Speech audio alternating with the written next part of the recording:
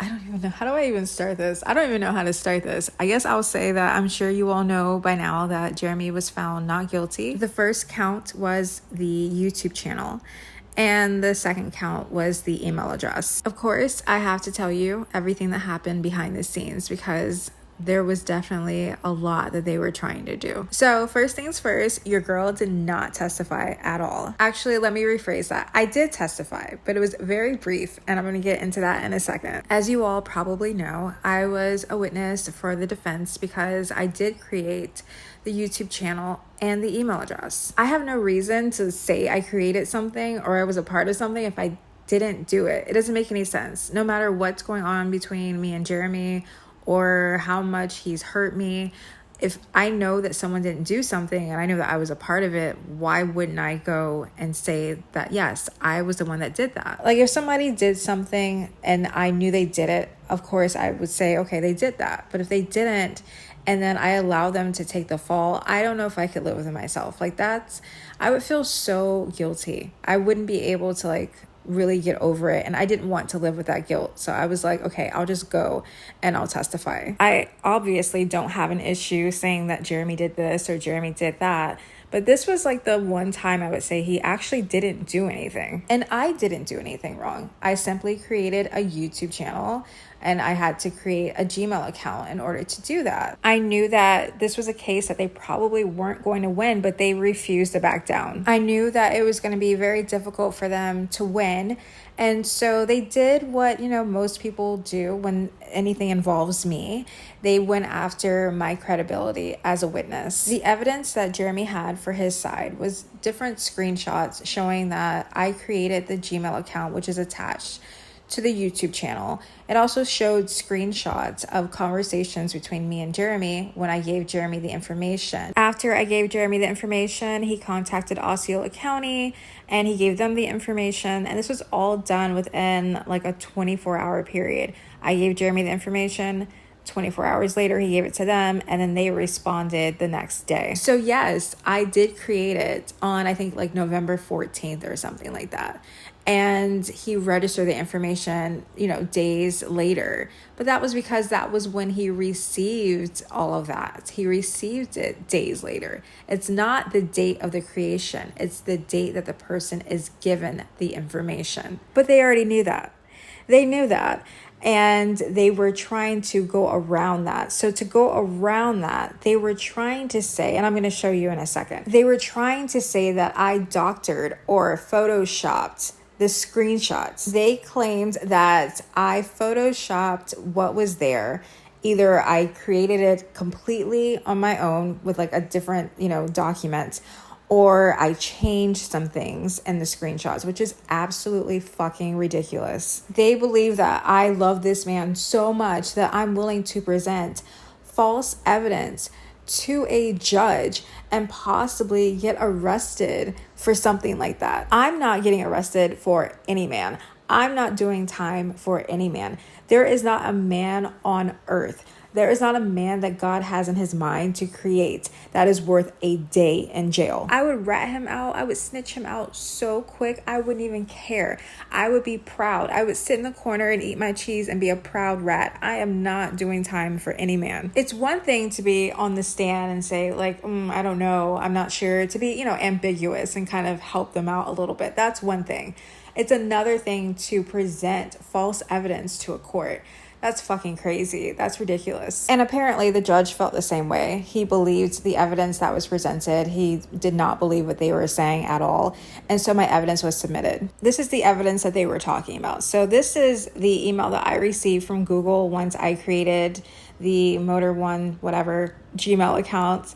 And so this was the email that they sent me. I'm a pretty creative person, but I'm not this creative. If I could create this from scratch, then I definitely need to be doing something else with my life. This portion is actually the full screenshot that was submitted into evidence.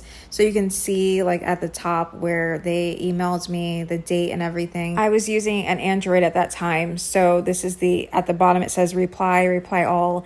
That's from an Android. So that's an Android screenshot. I blacked out. This is something I just did today. I blacked out the email address just for like privacy reasons. It doesn't matter, I guess. But this is how it was submitted, just like this, minus the, everything being blacked out. So this was document 1 of what the state claimed that I created, I photoshopped. Okay, so the next thing that they claimed that I doctored was this screenshot of text messages between me and Jeremy on November 19th of 2022. I created the Gmail account on the 14th, I think is what it said. And I gave Jeremy the information on the 19th. So that was 5 days later. And in the text message, my part is in green. So in the text message, I'm giving him the Gmail account, the YouTube, and the website that was there at the time. And it says Jeremy's number, which I blacked out, and the time, which is November 19th at 7:20 a.m. They said that I doctored this as well. So the next document I'm going to show you is a screenshot that I sent over to Amir, Jeremy's attorney. And it states that the next day, so Jeremy received it on the 19th. He sent the information over the next day at 10 a.m. to someone named Anna. I blacked out her information. And Jeremy says to her, "Good morning, ma'am. I wanted to update you and reference my emails and YouTube channels for FDLE, which is the Florida Department of Law Enforcement." So he's giving her the YouTube channel. He's also giving her the Gmail account, and he is giving her the name of the website. So Anna responds the following day, and she says, "Good morning, Jeremy." And she tells him that she has added the information. I mean, it's pretty cut and dry, right? It's pretty obvious that everyone did what they were supposed to do. But this was during the time that Jeremy was under probation. So he was having his probation overseen by someone named James Woods. So that was the person that was overseeing him as far as his probation. And that person was doing a lot of stuff that they shouldn't have been doing. And this is one of those things. There was absolutely no reason for Woods to present this to the state. Woods and Detective Edwards got together and created this. There was no reason for that to happen. But this was during the time when Woods was doing everything he could to have Jeremy's probation violated, and we all know how that went. That was wiped away. It was wiped away in Orange County, and the judge at that time, Judge Wooten, told Jeremy, "You probably shouldn't go back to Osceola." Jeremy didn't listen, and Jeremy went back to Osceola, and the rest is history. If you don't live in Florida, you probably don't understand. Osceola doesn't have money. They don't have Orange County money. They don't have Miami-Dade money. Osceola does not have money. So for them to go through all of this and to waste so much time and money is kind of crazy to me. I remember I was so frustrated one time. I think it was a month and a half ago. And I talked to Amir, and I was like, "Amir, no offense, but you're wasting my time." And Amir was like, "I'm wasting your time." He's like, "I get paid X amount of dollars per day. I'm not getting paid at all. I'm doing this for free." He's like, "I understand. I get it, but we have to do it." And I was like, "I'm sorry." And I apologize. But I was like, "This is just stupid." He's like, "I know, but they're not backing down." So they're going after my credibility. And, like I said, the judge was like, "No, I don't believe that." And so everything was admitted, and that was fine. And so it's like, okay, let's just get ready for the trial, and I'm going to testify, say what I need to say, and go home. At this time, Jeremy and my relationship is breaking down with Jeremy. He doesn't realize our relationship has broken down. He's trying to hold on to it, but I'm pretty much over it at this point. I'm keeping in contact with Amir and his assistants and everything. And, I will answer the phone for Jeremy because he does have information. He was telling me about how one of the detectives, I guess it's Edwards, he was on another case. I guess he's in another department now. So they had to, move the case because he had to deal with something overnight. He was also telling me about the prosecutor, Justin, and how he had to deal with another case in another courtroom. So he was in the courtroom that Jeremy was in, and then he was moved, but he wanted to stay on the case with Jeremy. So he had a conflict because he had a bigger case, a much bigger case. I think it was a first degree case that he was dealing with. And he had to deal with that and not this little, stupid little felony case that Jeremy had. And he had a conflict with his schedule, so then it was changed again, and there was a lot of moving around because of that. But we finally got the dates together, and then there was a trial. The jury was selected. I didn't show up on that day because there was no reason for me to be there.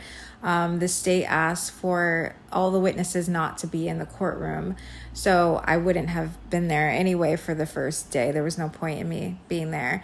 I was told to get ready for the second day and to come in the morning because the state had presented their case. I really, really didn't want to go. I really didn't want to go. I was so tired. I was just getting over a sinus infection. It was that time of the month.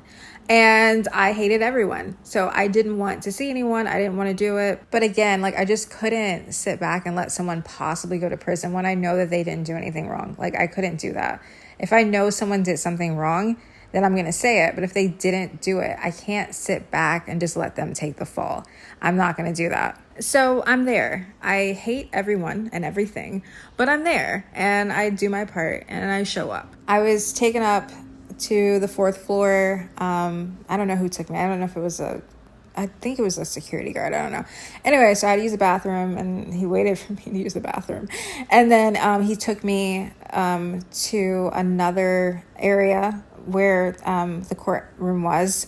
And then I saw a deputy sheriff and he took me to this room that was locked basically.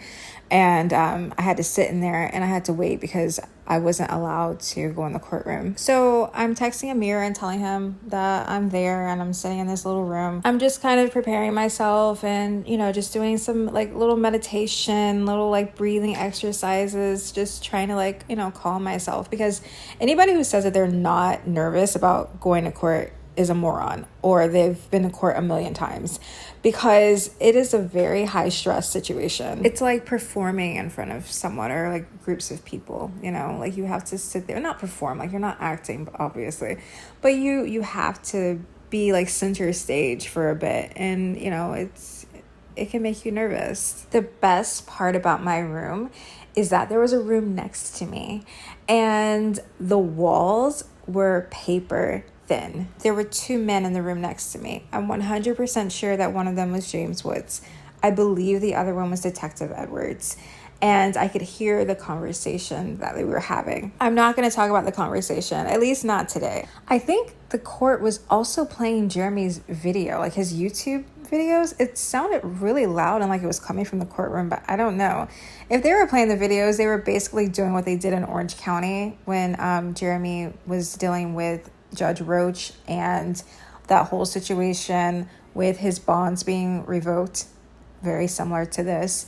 And when Orange County did that, they just played a bunch of videos where he was acting like an idiot. Anyway, so after that, Amir comes to the little room and he was telling me that they were on a break, and then after the break I was going to come in. And so while he was talking to me, he said, "Oh, I want you to hear what I'm saying to her." And I'm like, "Who?" And then I turn and I look and I see the prosecutor is there to my right. He's holding a laptop. I don't think he ever says anything to me. I don't think I said anything to him either. And then Amir was telling me to go, get lunch or whatever, and then come back so that I can testify. I decided not to go anywhere. I just really wanted to stay in the room. I just was tired and I wasn't feeling good, and I just didn't want to be bothered with anything really. So I just stayed in there while everyone else went on break. And I waited for a while. They got back at 1:15 or something. And they didn't come and get me until I think it was 2 o'clock. I'm like, what is taking so long? It took a really long time for them to come and get me. So the deputy sheriff leads me into the courtroom and he tells me to go to the podium. I'm like, why am I going to the podium? So I go to the podium and I have to swear in or whatever. I have to say, I'm going to tell the truth about whatever I'm about to say. And I could tell that something was wrong because the jury wasn't there. And Judge Karsten had this really stern look on his face. And I'm expecting you know, for them to like maybe question me about like the evidence again. I'm like, I don't know what the hell this is about. I'm not really sure. And I'm expecting Amir to stand up first. Meanwhile, I look over at Jeremy. He's like smiling and winking. And I'm like, what the hell is like, what is happening? Like, you know, he just seems so casual. He's just like trying to flirt and everything. So I'm like, well, he doesn't seem like that upset. So maybe it's not that big of a deal. Like, I don't know what's going on. So like I said, I'm expecting Amir to say something. But it was the prosecutor that jumped up and he started questioning me about phone calls that I received from Jeremy. And he's asking me like if Jeremy talked to me about like anyone's testimony. And I said, well, yeah, he did tell me something about like James Wood's testimony. And Jeremy was just basically making fun of him and saying like he was a liar. And that the judge was really frustrated with Woods because he was saying things that he wasn't supposed to be saying accidentally on purpose. I'm actually going to upload this now into this video. So he was accidentally on purpose doing things so much that it was actually put down on the record.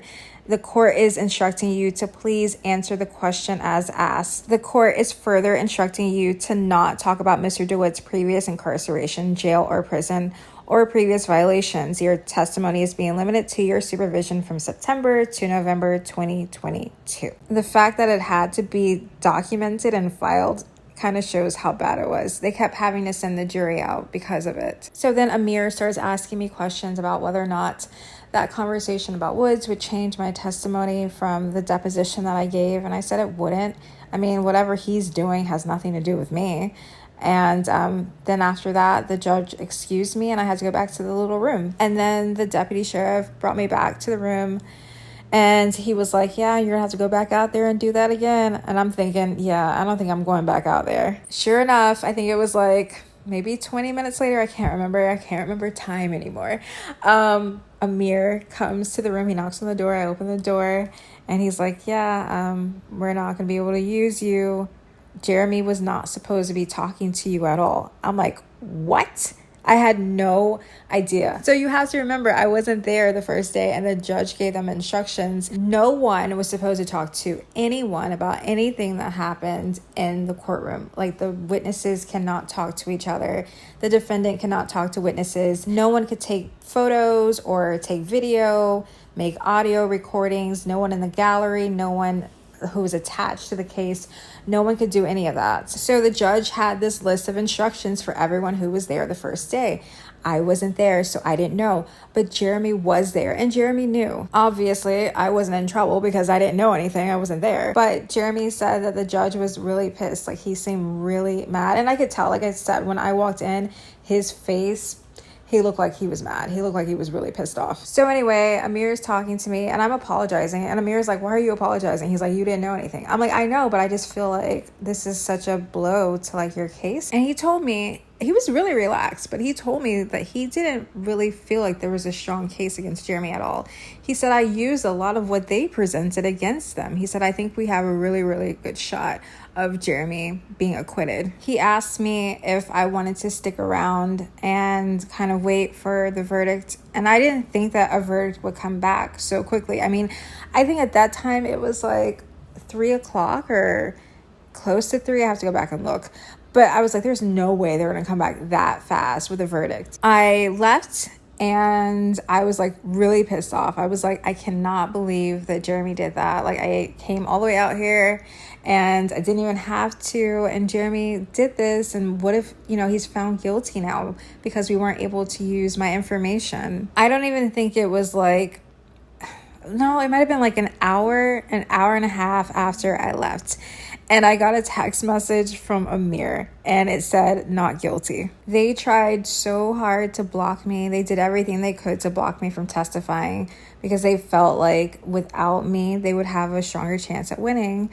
And even without me there, even with like the defense not even really presenting anything, they were still able to win. Jeremy said that he had been taken down back to like a little cell in the courtroom.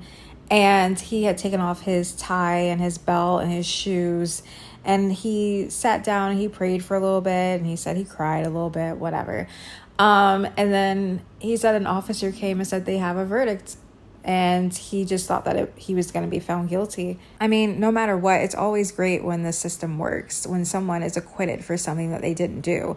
That's always great. It doesn't matter who the person is. You don't want to be in someone's shoes where you are being accused of something that you didn't do. I'm also happy for me because I think they made a mistake by not letting me go on the stand. I think that if they put me on the stand, they would have been able to open up so many other doors to kind of show who he is and to show other parts of his personality that may have affected their decision to acquit him. I don't know.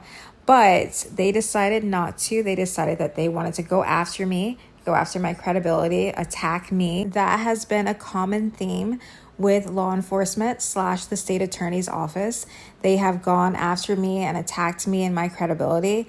I guess they decided that they were just going to get rid of me and my testimony, make me vanish and go away. And then that was going to be enough to get him locked up. And it wasn't enough. That's the end of that chapter. We have a few more chapters to go, but that's the end of that chapter. Jeremy has stated that he wants to file a lawsuit. He was found not guilty on both charges, and so he wants to file a lawsuit for wrongful arrest. He also believes that he was maliciously prosecuted, and that's something that he's also talking about looking into. The irony in all of this, after everything that these people have done to discredit me or try to, they have decided that they want me to make some sort of statement. I received a subpoena, and I was supposed to go to the courthouse yesterday anyway for that, but that was canceled. And they want me to make a witness statement about Jeremy's cases, his upcoming cases. You can't have it both ways. You can't say that I'm someone who has no credibility, I'm a liar, I doctor and Photoshop evidence, I lie to the courts, and then you're asking me to make a witness statement for your case. Why would you want a witness statement from a liar? Why would you want a witness statement from someone who has no credibility? Why would you believe anything that I say? I don't understand why people don't understand that you shouldn't attack people. You shouldn't go after people and then turn around and say, oh, by the way, yeah, can you sit down with us and tell us all, like, everything that you know? Oh, okay, yeah, I'm going to get right on that. I'm going to have more updates on everything like I always do, but I just wanted to tell you guys what was happening in the background and just all the other games and stuff that are being played. And it doesn't make any sense to me. Like, I don't understand like what the issue is like with me. I don't understand what the problem is. Like, no one else tells them anything. Like, if I hadn't said anything about any of the cars and stuff, they never would have known. They weren't looking into it. So it's like, what are you mad about? What are you really upset about? Because I'm giving you stuff to do. Everyone else in Jeremy's life is super secretive, doesn't tell them anything, lies to their faces every fucking time that they talk to them. I'm the one that's like, here you go. Here's the information on a platter with grapes and fresh cheese, and there's like some honey, and it's like, you know, it's like a board of like information for you. And they have an issue with me. It's the weirdest shit. But yeah, that's it for now. Oh, okay, I'm gonna have to do another video. This is getting too long. I do want to talk to you about that whole fence fraud thing that's going on, the civil case, because I did talk to Jeremy about it. His exact words were he's not going to cover for her anymore. He's not going to let her just pin everything on him anymore. So he said that he's going to fight it. That's what he claims. And he said he's also, like, if we have the whole, like, Orange County case going on with the insurance, he said he's also going to fight her on that, too, because she knew about it. So he actually said that on a recorded line. So that's interesting. But I'll have more information about that later. I'm working on some other videos. I'm still working on the failure to appear, the federal case. I'm working on that one. I've just been sick, like I said, so that's kind of knocked me out. And then like all this shit with the court. I just like to give my version of what happened. I like to give like the backstory of, you know, everything that's going on. It really wasn't supposed to be like this. I really wasn't even sure if I was going to show up. I was really debating that for a long time. And Jeremy was even kind of nervous about me not showing up.